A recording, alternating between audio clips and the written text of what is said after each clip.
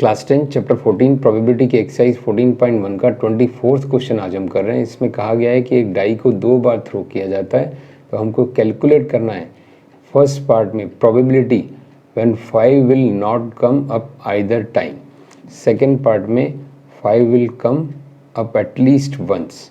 यानी कि first part में हमें कैलकुलेट करना है कि 5 किसी भी केस में टॉप पे नहीं आना चाहिए उसकी प्रोबेबिलिटी, सेकेंड पार्ट में कम से कम एक बार आना चाहिए। तो देखिए स्टूडेंट, टोटल आउटकम्स आर 36। अब हम देखते हैं possible outcomes when 5 will come up.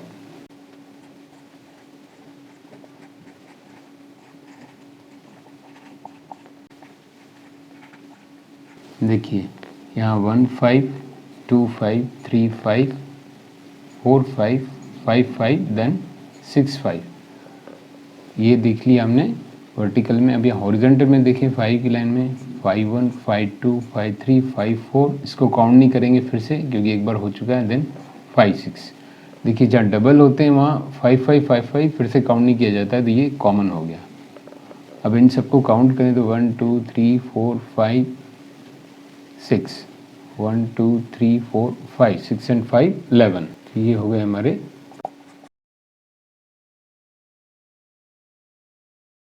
Total 36 है, और 5 ऊपर कब आएगा, 11 बार आएगा, तो उसको हमने माइनस कर लिया 25।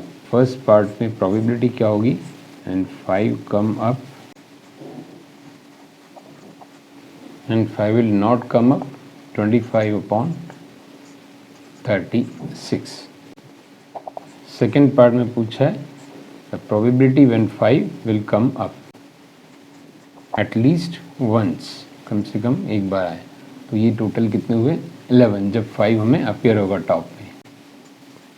फेवरेबल आउटकम्स 11 जब 5 टॉप पे अपीयर होगा upon 36 total outcomes. So this is answer of first part and this is answer of second part. अब देखिए स्टूडेंट, इस तरह के क्वेश्चन अगर एमसीक्यू में आते हैं तो हम चार्ट बनाने में टाइम वेस्ट नहीं करेंगे, डायरेक्ट कैसे करेंगे यहाँ ध्यान दीजिए। इतने नंबर्स होते हैं डाइस में। अब 5 वाले हमें जैसे चाहिए, फॉर एग्जांपल 5 वाला भी पूछा है कि व्हेन द 5 विल अपीयर, तो हम यहाँ सब में 5 5 लगा देंगे। अब इन्हीं का रिवर्स ले लेंगे, 5 1 5 2 5 3 5 4, इसको हम नहीं काउंट करेंगे सेकेंड टाइम क्योंकि सेम ही है। देन 5 6, तो ये काउंट करके देखें तो ये भी टोटल आ रहा है 11। तो आप डायरेक्ट इस तरह से भी क्वेश्चन सॉल्व कर सकते हैं।